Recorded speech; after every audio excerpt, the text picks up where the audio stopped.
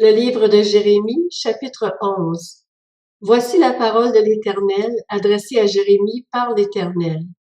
Écoutez les paroles de cette alliance. Tu les répéteras aux hommes de Juda et aux habitants de Jérusalem, et tu leur diras, voici ce que dit l'Éternel, le Dieu d'Israël.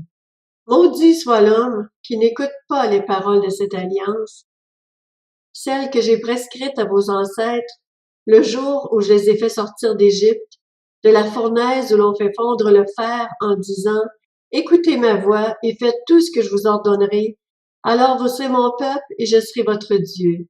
Ainsi j'accomplirai le serment que j'ai fait à vos ancêtres, de leur donner un pays où coule le lait et le miel. Comme vous pouvez le constater, c'est le cas aujourd'hui. J'ai répondu, Amen, Éternel. L'Éternel m'a dit, proclame toutes ces paroles dans les villes de Juda et dans les rues de Jérusalem. Écoutez les paroles de cette alliance et mettez-les en pratique. En effet, j'ai plus qu'assez averti vos ancêtres depuis le jour où je les ai fait sortir d'Égypte jusqu'à aujourd'hui. Je les ai avertis inlassablement en disant, écoutez ma voix. Mais ils n'ont pas écouté, ils n'ont pas tendu l'oreille. Ils ont persévéré, chacun, dans les penchants de leur cœur mauvais.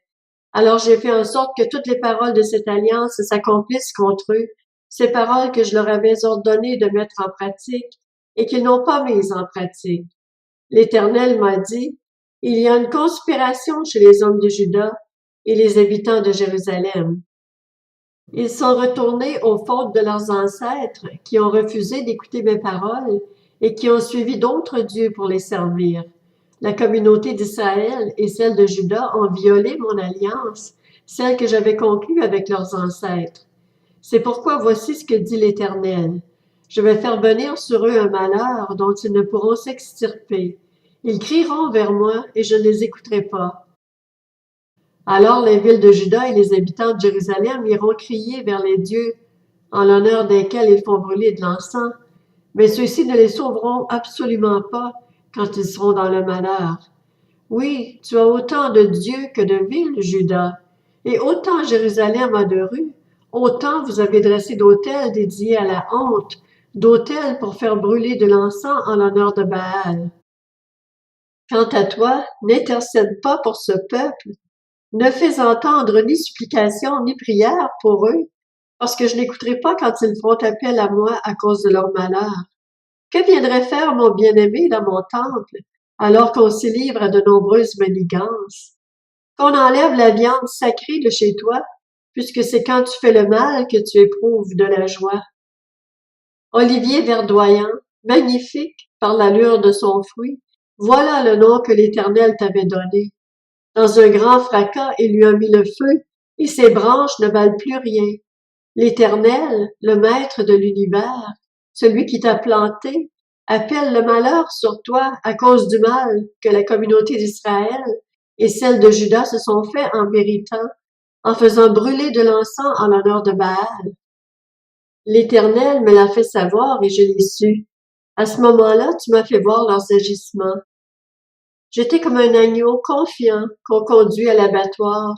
J'ignorais les projets qu'ils avaient formés contre moi. Détruisons l'arbre avec son fruit. Supprimons-le de la terre des vivants et qu'on ne se souvienne plus de son nom. Mais l'Éternel, le maître de l'univers, est un juste juge qui examine les reins et les cœurs. Je verrai ta vengeance s'exercer contre eux, car c'est à toi que j'ai confié ma cause. C'est pourquoi voici ce que dit l'Éternel au sujet des habitants d'Anatoth, qui en veulent à ta vie et qui disent, ne prophétise pas au nom de l'Éternel, sinon tu mourras de nos mains.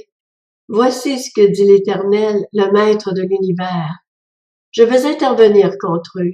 Les jeunes hommes mourront par l'épée, leurs fils et leurs filles mourront par la famine.